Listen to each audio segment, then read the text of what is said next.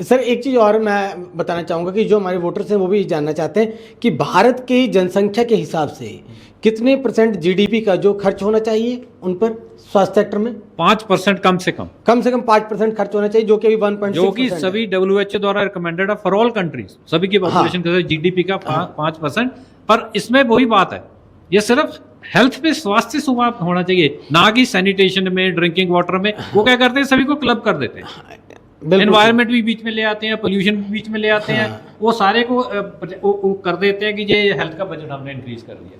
अब ये last budget था, इतना इंक्रीज कर दिया, देखा इंक्रीज कहाँ हुआ, वो ड्रिंकिंग वाटर में।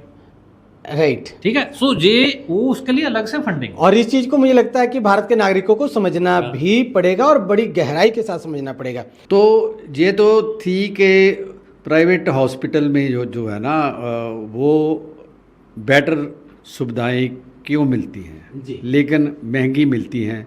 महंगी इसलिए मिलती हैं कि क्योंकि उनको सारा खर्चा अपनी जेब से करना पड़ता है। यहाँ से हमें तो कोई लैंड भी नहीं, कोई मतलब कोई ऐसा कोई जेब ही नहीं देती सरकार कि भी चलो ये हम हॉस्पिटल्स के लिए कोई कम कीमत पे, बिजली का बिल भी कमर्शियल, और हमारे पे इतने कानून है जो कि हमें कंप्लाई करने हैं। हर एक के पे खर्चा होता है, हर बहुत सारे खर्चे और स्टाफ के खर्चे डाल के वो जब अपनी पॉकेट से करना होगा तो डॉक्टर ने अपने लिए भी कमाना है, बच्चों के लिए, तो वो महंगी होंगी ही होंगी। तो उसको, अगर आपका दूसरा सवाल ये है कि उसको सस्ता कैसे किया जाए, ठीक है जी, हेल्थ सर्विस को सस्ता कैसे किया जाए।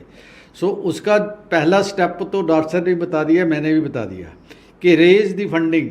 बिल्कुल जी, ठीक है, रेज दी फंडिंग जो है वो, चलो ये 5% एकदम नहीं कर सकते तो कम से कम 3% तक लेके जाने चाहिए, ओनली फॉर हेल्थ सर्विसेज। उससे इंफ्रास्ट्रक्चर और जो पर्सनल है, डॉक्टर है, जो मेडिकल पर्सनल है, वो बढ़ जाएंगे तो फैसिलिटी बढ़ जाएगी। इंफ्रास्ट्रक्चर बढ़ाने की ज़रूरत नहीं पड़ेगी, बिल्डिंग बढ़ाने की ज़रूरत नहीं पड़ेगी, कोई हॉस्पिटल ऐड करने की ज़रूरत नहीं पड़ेगी।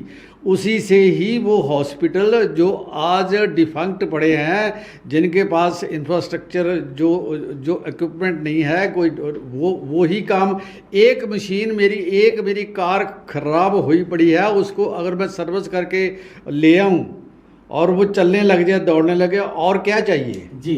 ठीक है। सो उसको बजट को जो है ना, नंबर 1 तो बजट को बढ़ाना बहुत ज़रूरी है कि वो एक बेसिक बात है।